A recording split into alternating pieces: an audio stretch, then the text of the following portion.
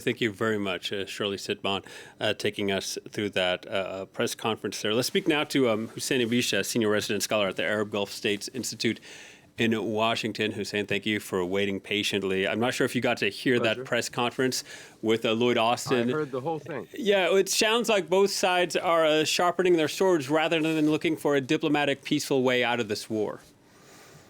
Right. Well, so the United States has not. This is a very familiar dance. Okay. When Israel feels it needs to respond to Hamas or Hezbollah in recent decades, initially the United States offers strong support.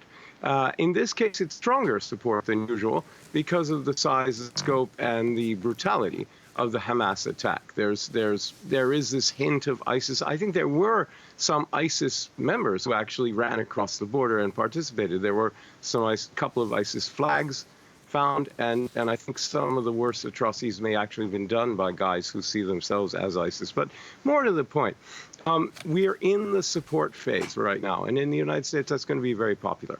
On the other hand, what happens is the United States shifts as these things go on to calling for restraint, and when some kind of definitive atrocity takes place, the U.S. demands an end to the fighting. And I think that's going to happen here. Israel has a wider remit to kill and destroy and even to be cavalier with the civilian population because of what Hamas did.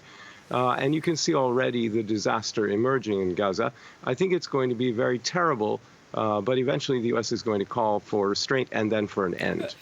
Where's that red line? At what point do they do that? Because we heard from several international organizations at this point already that a large-scale evacuation would be a catastrophe. Yep. They're denouncing this move, the U.S. standing resolutely behind Israel, though. Yeah, no, that's right. I mean, I think, look, issues involving Israel and the Palestinians or Lebanon are really domestic political issues in the United States. They're not really foreign policy issues the way Israel's links with China or Russia are, or Israel's response to the Ukraine war has been.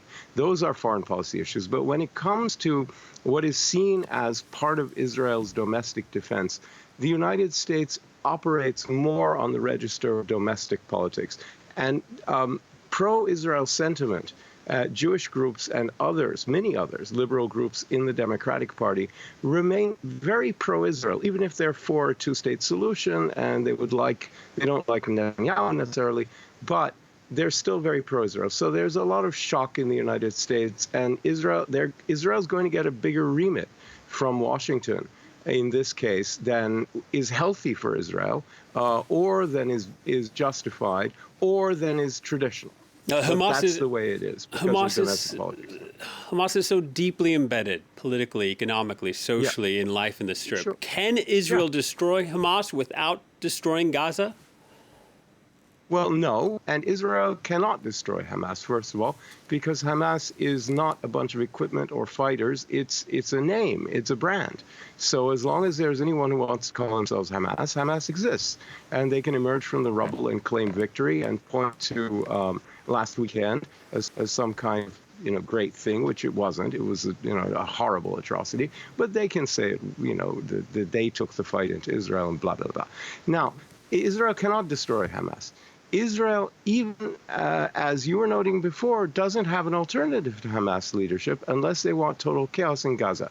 So right now, Israel is in the untenable position of either swallowing the bitter pill and allowing the status quo ante, the old situation, to reemerge with a battered, bruised, and beaten Hamas emerging from the rubble and resuming control of Gaza in some way, or Israel has to control it on the ground and reoccupy the cities and towns of Gaza, and then Hamas is ready for them. Have already obviously planned an insurgency.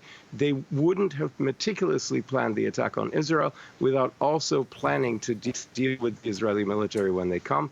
And their deepest wish, I think, is for Israel to come for a long time into Gaza and turn Gaza into an abattoir, not just for Palestinian civilians and Hamas cadres, but for Israeli soldiers as well. And I fear Israel's about to fall into that trap. Hussein, I wish we had more time, but we have to leave it there. Hussein Abish speaking to us from Washington. Thank you very much for your time.